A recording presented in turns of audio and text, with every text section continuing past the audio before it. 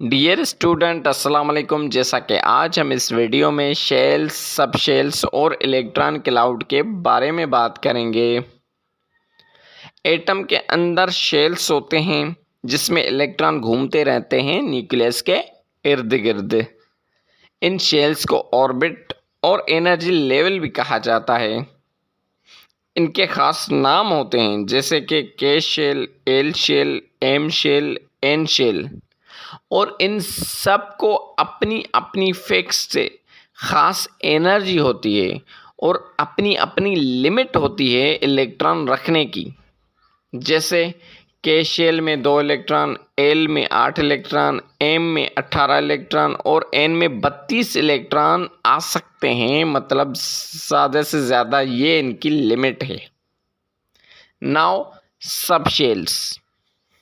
जब atomic spectrum लिया गया एलिमेंट का, तो स्पेक्ट्रोमीटर में बड़ी लाइंस के साथ साथ कुछ छोटी लाइंस भी नज़र आई जिनकी एनर्जी में डिफरेंस था।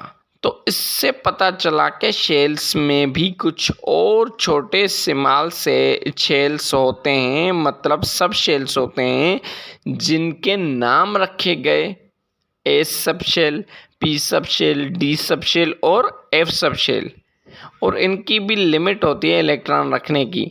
एस में 2 इलेक्ट्रॉन, पी में 6, डी में 10 और एफ में 14 इलेक्ट्रॉन्स आ सकते हैं, फिल हो सकते हैं, मैक्सिमम रख सकते हैं। Now electron cloud.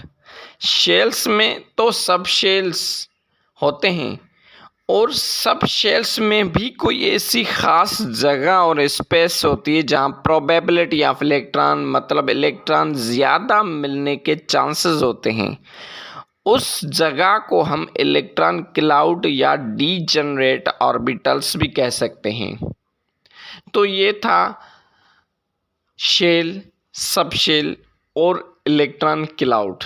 मज़ीद वीडियोस देखने के लिए ये चैनल सब्सक्राइब करें। अगर कोई भी आपको क्वेश्चन है या कोई भी आप टॉपिक सजेस्ट करना चाहते हैं तो कमेंट में कर लें ताकि उस पर वीडियोस बनाएं।